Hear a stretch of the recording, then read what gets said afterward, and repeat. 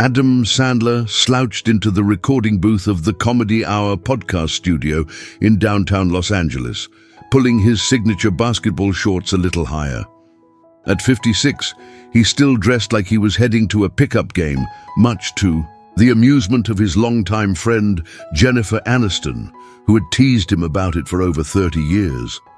"Looking sharp today, Sandman," joked Marcus Reed, the podcast host, eyeing Adam's well-worn Knicks hoodie and cargo shorts. "You know me," Adam replied with his characteristic lopsided grin.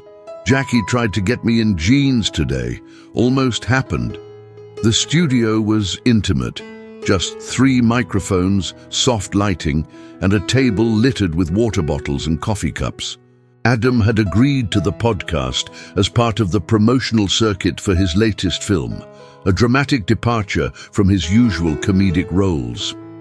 Critics were already using words like Oscar-worthy and career-defining, phrases that still made Adam slightly uncomfortable despite his decades in the industry. "So we're diving deep today," Marcus said, adjusting his headphones. "Not just the movie, but the journey, your whole career arc." Adam nodded, taking a sip of water. "Yeah, man, whatever you want to talk about, just keep it interesting so I don't fall asleep." He laughed, but there was a hint of vulnerability in his eyes. This film had required him to access emotional depths he usually covered with humor.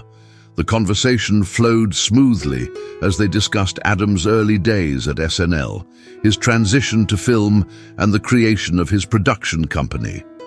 Adam relaxed into the familiar territory, sharing stories about his friends and collaborators over the years.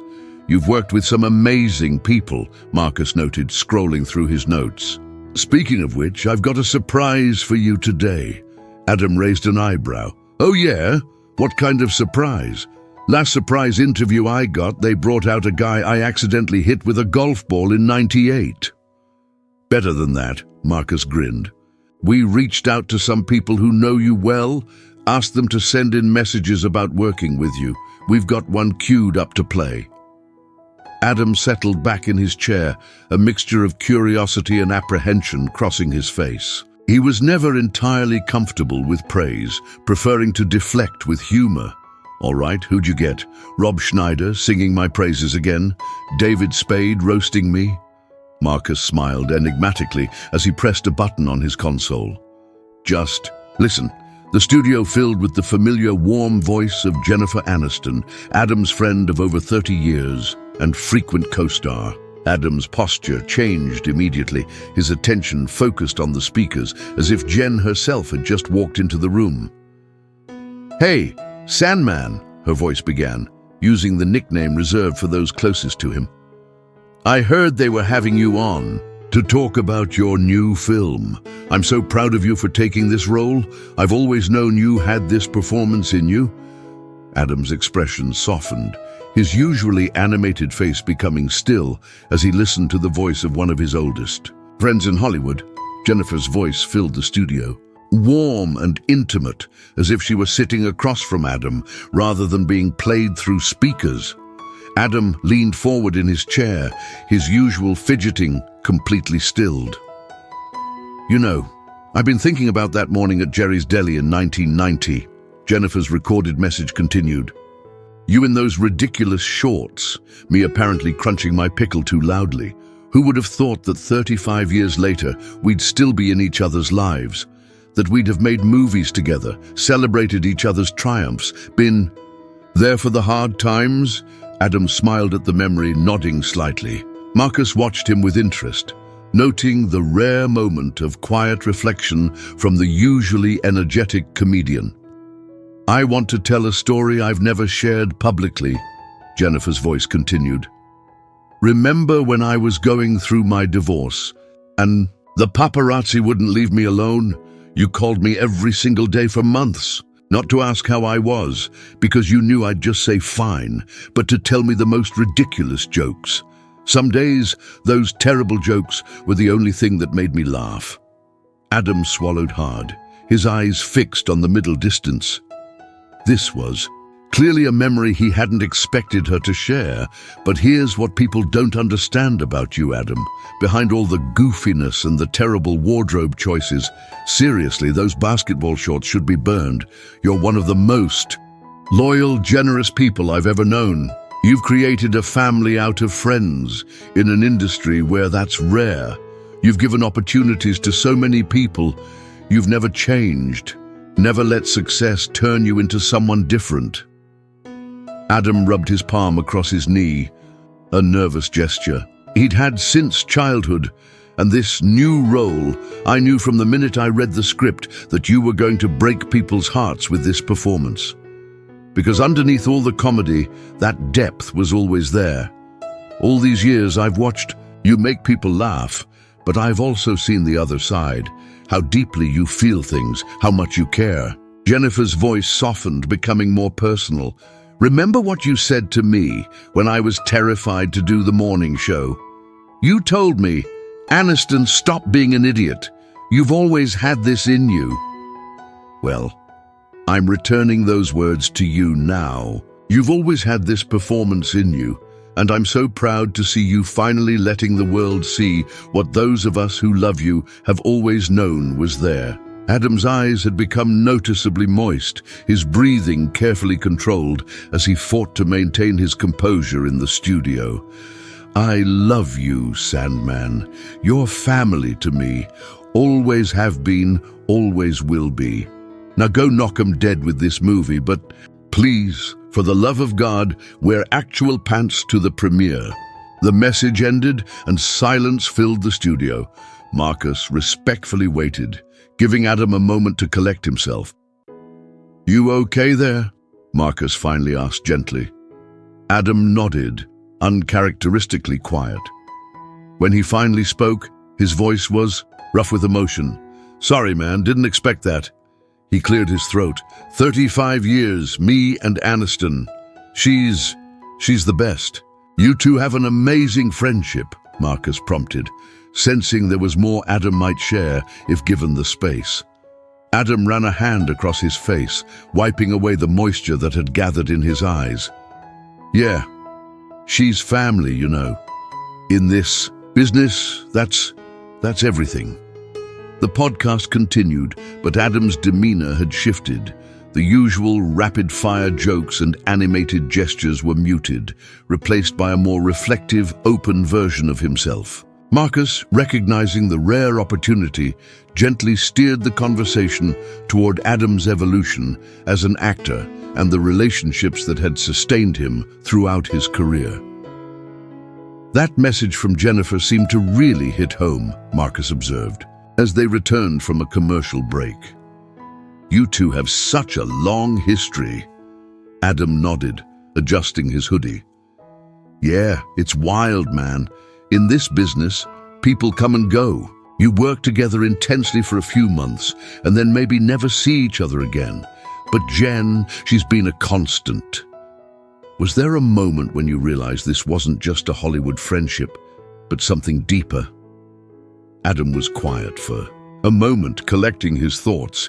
There have been many moments, but there was this one time. He shifted in his chair, leaning forward.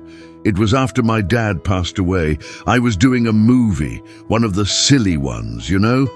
And I shouldn't have been working, but I was trying to just push through. His voice took on a more serious tone, the comedy persona falling away. Jen wasn't even in the film, but she heard I was struggling. She just showed up on set one day, didn't make a big deal about it. She brought food for the crew, hung out, made everyone laugh.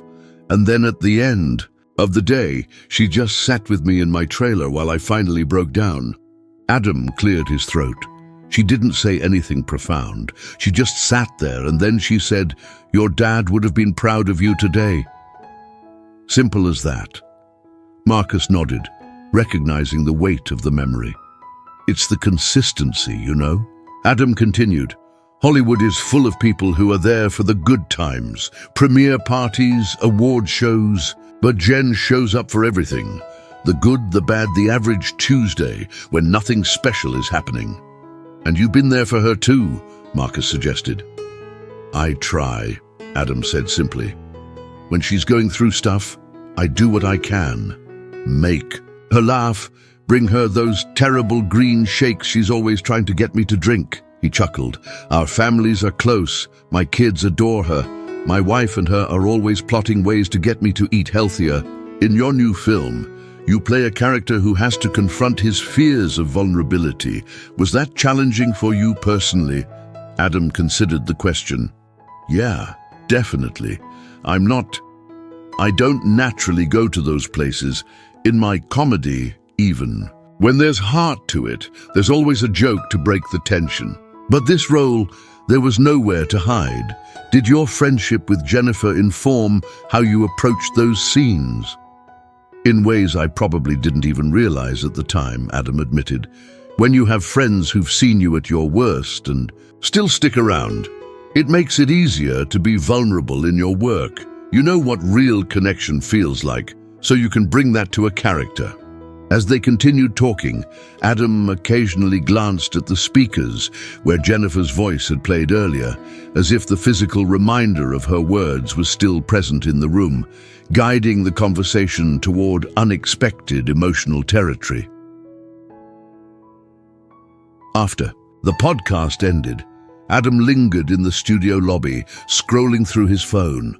The emotional weight of Jennifer's surprise message still sat with him, creating a quiet space amid his usually busy mind. When his phone buzzed with a text, he wasn't surprised to see her name.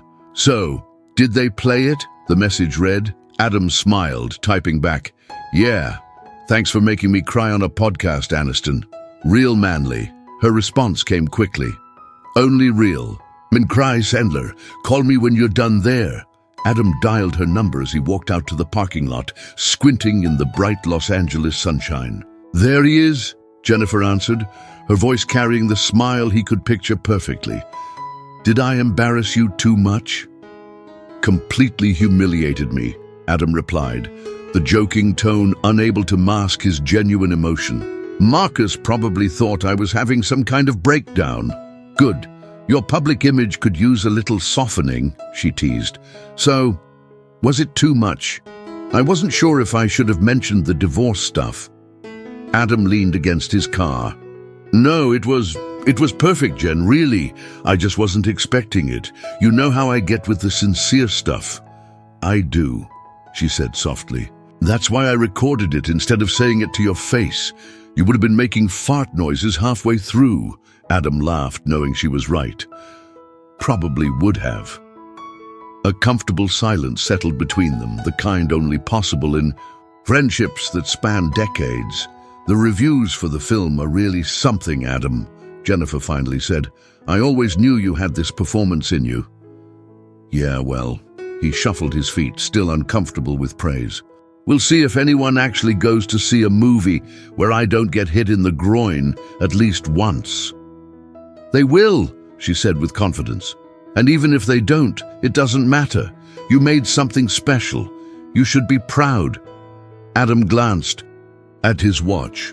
"Hey, Jackie's making that pasta thing you like tonight. Why don't you come over? Bring the dogs. The girls have been asking when they're going to see their Aunt Jen again." "I'll be there," Jennifer replied warmly. "And Adam, I meant every word I said." "I know you did," he said quietly. "Love you, Aniston." "Love you too, Sandman. See you tonight." As Adam drove home through the winding streets of Los Angeles, he thought about how rare it was to have someone in his life who had known him since before the fame, the money, the success. Someone who remembered him when he was just a young comedian with wild hair and big dreams, eating breakfast at Jerry's Deli. The vulnerability he'd shown on the podcast might have been uncomfortable, but it was also freeing. Maybe there was something to be said for letting people see beneath the jokes occasionally. His new film had required him to do exactly that, and the response had been overwhelming positive. By the time he pulled into his driveway, Adam felt a sense of gratitude that transcended the momentary embarrassment of tearing up during a recorded interview. Some things mattered more than maintaining a cool facade, like friendships that spanned generations, and the courage to finally let the world see all the parts of yourself. The podcast episode, titled The Sandman Unfiltered, was released 3 days later and immediately went viral. Clips of Adam's emotional reaction to Jennifer's message circulated on social media, prompting headlines like "Adam Sandler shows rare vulnerable side" and "Hollywood's most enduring friendship, Sandler and Aniston through the years." Adam, who typically avoided reading press about himself, found his phone flooded with text messages from friends and colleagues who had listened to the interview. "Dude," I cried too. Read a text from David Spade. "But don't worry, I still think you're very tough and scary." Even Rob Schneider, never one to miss an opportunity for a joke, sent a surprisingly heartfelt message. "Beautiful interview, brother. Aniston nailed it. You've always been there for all of us." It was Friday evening when Adam found himself sitting on his back patio with Jennifer, watching the sunset, while their families mingled inside the house. His wife, Jackie, and Jennifer were deep in conversation by the pool, occasionally glancing over at him with knowing smiles. "So," Jennifer said, sipping her wine, "you've become an overnight emotional sensation. How does it feel?" Adam groaned. "Weird. Very weird. My daughters are having way too much fun with it. Sadie keeps asking me if I need a tissue whenever I talk." Jennifer laughed. "Get used to it. People love seeing that side of you. It's refreshing." "Yeah, well, don't expect it to become a regular thing," Adam replied, though his tone lacked conviction. "This movie press tour is already intense enough without me turning into a waterworks at every interview." "The Oscar buzz is real, you know," Jennifer said more seriously. "I've heard from 3 different people on the Academy Committee. They're impressed." Adam waved his hand dismissively. "That's not why I did the film." "I know it's not," she agreed, "but it wouldn't be the worst thing in the world to be recognized for the work, would it?" Adam was quiet for a moment. "You know what's funny? After all these years making movies, I was scared to do this one. Actually scared. Like, what if I couldn't pull it off? What if everyone laughed at me trying to be serious? But you did it anyway," Jennifer pointed out. "That's courage." "Or stupidity," Adam quipped, then grew serious again. "But yeah, I'm glad I did it. It's opened something up, you know, like maybe I don't have to be just one thing." "You never were just one thing, Adam. Some of us always knew that." They sat in comfortable silence, watching the California sky turn from blue to orange to deep purple. Inside, they could hear their families laughing, the sound drifting out through the open patio doors. "Life's funny, isn't it?" Adam mused. "If you'd told me when we were sitting in that deli 35 years ago that we'd be here now, would you have believed it?" Jennifer asked. "Probably not the part where I became a movie star," Adam said with a self-deprecating laugh. "But you, always, you had that something special even then." Jennifer's expression softened. "We both worked our asses off to get here, and we've had our share of flops and failures along the way." "Many, many flops," Adam agreed with a grin. "Some spectacular ones. But we kept going," Jennifer said, "and we kept showing up for each other." Adam nodded, understanding the deeper meaning in her words. Success in Hollywood was rare and often fleeting, but finding genuine connection, creating a chosen family in an industry known for superficial relationships, that was the real achievement. "You know," Adam said thoughtfully, "maybe I should do more dramatic roles. Not all the time, but once in a while, stretch myself a bit." "I think that's a wonderful idea," Jennifer replied, her eyes reflecting the last light of day. "Just promise me one thing." "What's that?" "You'll still make the stupid comedies too. The world needs those. I need those." Adam laughed, the sound genuine and unreserved. "Deal. As long as you promise to keep surprising me with embarrassing, heartfelt messages when I least expect them." "Oh, Sandman," Jennifer said with a mischievous smile. "You can count on it." Inside the house, their families called them in for dinner, As they stood up to join them, Adam impulsively pulled Jennifer into a quick hug. "Thanks, Aniston," he said simply. She didn't need to ask what for. After 35 years of friendship, some things didn't need to be explained.